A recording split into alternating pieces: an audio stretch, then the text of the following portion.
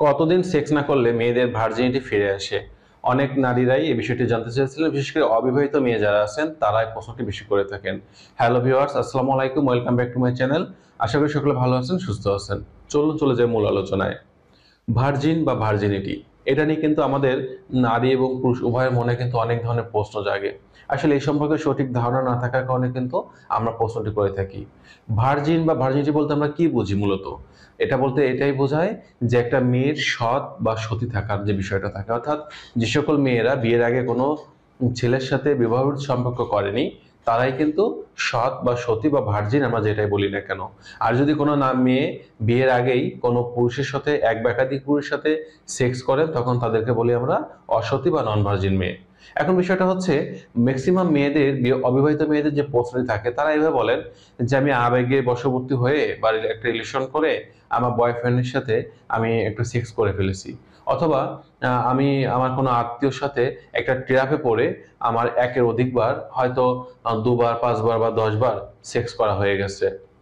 এটা আমি প্রায় 2 বছর আগে করেছি, বা 6 মাস আগে করেছি, বা 3 বছর আগে করেছি। এখন সেই ছেলেটি আমাকে বিয়ে করবে না।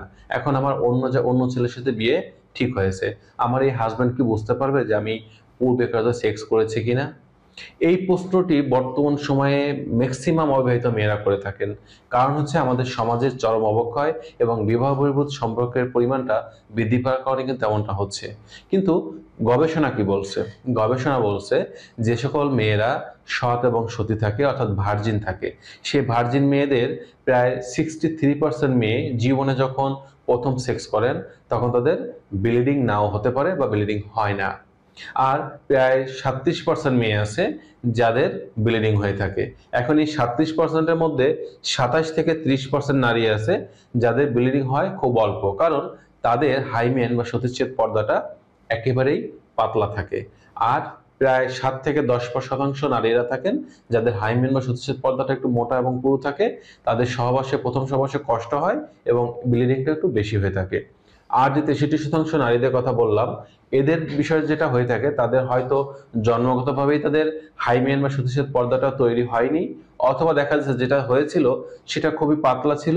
সে যখন দেখা যাচ্ছে যে সাইকেল চালিয়েছে, বাইক চালিয়েছে, বা দৌড়াদৌড়ি করেছে, সাঁতার কেটেছে, গাছে উঠেছে, লাফালাফি করেছে, তখন দেখা যাচ্ছে একটু প্রেশার পাওয়ার কারণে এগুলো পূর্বেই ছিঁড়ে গিয়েছে। এখন বিষয়টা হচ্ছে যে বাসর রাতে যখন প্রথমবার সহবাস করা হবে তখন এক ফোঁটা রক্তই কিন্তু এটা নির্দেশ করে না যে মেয়েটি ভার্জিন কি নন ভার্জিন। মূলত বিষয়টা হচ্ছে, ভার্জিনিটি যে কোনো কারণে প্রাকৃতিকভাবে কিন্তু লস্ট হতে পারে, কিন্তু লস্ট হলেও এখানে যে বিষয়টা থাকে সেটা হচ্ছে, যদি আপনি কোনো পুরুষের সাথে সেক্স করে না থাকেন, অর্থাৎ আপনার ভ্যাজাইনার মধ্যে যদি কোনো পুরুষ পেনিট্রেশন করে না থাকে, পেনিসে যে চাপ এটা যদি না যায়, তাহলে কিন্তু আপনার হাইমেন বা সতীচ্ছেদ পর্দা ছিঁড়ে যাওয়ার পরেও আপনার হাজবেন্ড যখন বাসরাতে প্রথম সহবাস করতে যাবে আপনার সাথে, যখন দুইটা পা ফাঁকা করবে, মেলবে, তখন কিন্তু ভ্যাজাইনাটা ঠিক এভাবে থাকবে, এভাবে মিশানো থাকবে। কিন্তু যদি আপনি সেক্স করে থাকেন তখন যেটা ভি আকৃতির মতো হয়ে যাবে, এবং এই ভ্যাজাইনার মধ্যে যে কিছু প্রবেশ করেছিল ঠিক একটা রাউন্ড, একটা সুন্দর একটা রাউন্ড এরকম একটা অবস্থা বোঝা যাবে, এবং বাইরে থেকে ভেতরের দিকে ভ্যাজাইনার বেশ কিছু অংশ দেখা যাবে, এবং খুব সহজেই আপনার হাজবেন্ড অনুমান করতে পারবে যে আপনি সেক্স করেছিলেন। কিন্তু আপনার হাইমেন বা সতীচ্ছেদ পর্দা থাকুক আর না থাকুক, আপনি যদি কোনো পুরুষ সংস্পর্শে যেয়ে না থাকেন, তাহলে কিন্তু আপনার ভ্যাজাইনা দুইটা ওয়াল মেশানো থাকবে। এবার আসি, অনেকে প্রশ্ন করেন যে আসলে ভাই আমি এটা করে ফেলছি, এখন আর করতে চাই না, বা ওই ছেলেটা আমাকে আর বিয়ে করবে না, এখন আমার সাথে বিয়ে হবে, তার সাথে আমি কিভাবে এটা তাকে কনভিন্স করব? এই ক্ষেত্রে আপনাদের বলবো, যদি এমনটা হয় যে হ্যাঁ আপনি দীর্ঘদিন সেক্স করেননি, তাহলে কিছুটা জায়গাটা সংকুচিত হয়ে যায়, কিন্তু সতীচ্ছেদ পর্দাটা কিন্তু আর আগের অবস্থায় ফিরে আসে না। আর এটা আরো কুমারী মেয়েদের মতো করার জন্য আপনি কিছু কেগিল এক্সারসাইজ আছে সেগুলো করতে পারেন।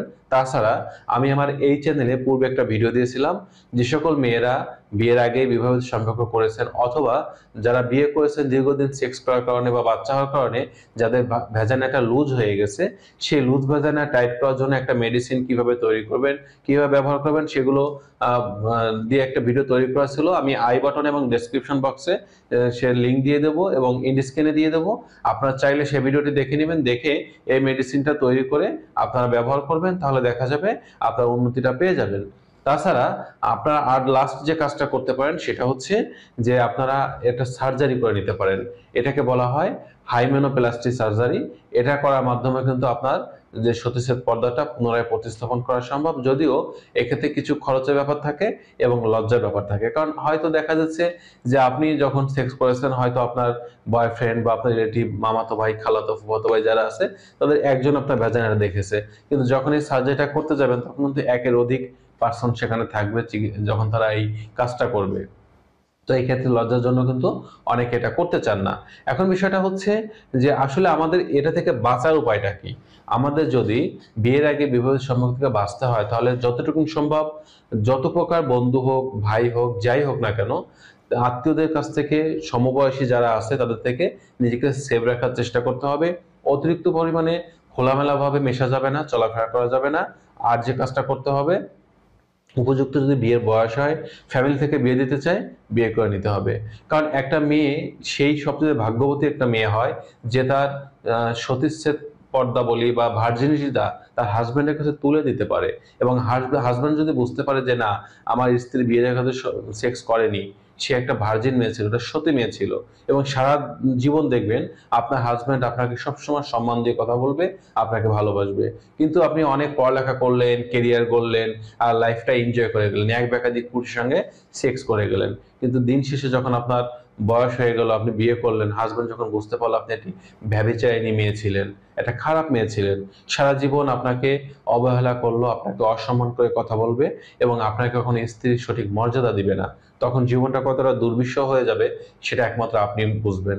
তাছাড়া আমাদের সমাজে যে সকল পুরুষরা, ছেলেরা বিয়ের আগে কোনো মেয়ের সাথে সেক্স করেন, তার 99+ ছেলেরা কিন্তু ওই মেয়েটাকে আর বিয়ে করে না। এখন তারা এটাই চিন্তা করে যে এই মেয়েটা আমার সাথে যদি বিয়ের আগে এটা করতে পারে, তাহলে ও তো আরো কারোর সাথে হয়তো করেছে, অথবা ভবিষ্যতে করতে পারে। এই চিন্তা করে ছেলেরা কিন্তু সরে যান। এটা অনেক ক্ষেত্রে অনেক মেয়েরা ছেলেদের দোষ দেন, কিন্তু আসলে এক্ষেত্রে বলবো দোষটা আপনাদেরই বেশি। কারণ আপনারা বিয়ের আগে কেন এটা করবেন? কারণ বর্তমান সময়ে এবং পূর্বে থেকেই কিন্তু এই রিসালটা চলে আসছে যে একবার কোনো মেয়ে অসতী হয়ে গেলে তাকে সমাজ ভালোভাবে দেখে না। এজন্য মেয়েদের এটা করা উচিত এবং ভেবেচিন্তে কাজ করা উচিত। তো বন্ধুরা, এই ছিল আজকের বিষয়। যৌন স্বাস্থ্য বিষয়ক যে কোনো তথ্য বা পরামর্শ পাওয়ার জন্য অবশ্যই আপনার কমেন্ট বক্সে কমেন্ট করতে পারেন। চেষ্টা করবো প্রত্যেকটি কমেন্টসে রিপ্লাই ভিডিও দেওয়ার জন্য। আজ এ পর্যন্তই। আল্লাহ হাফেজ।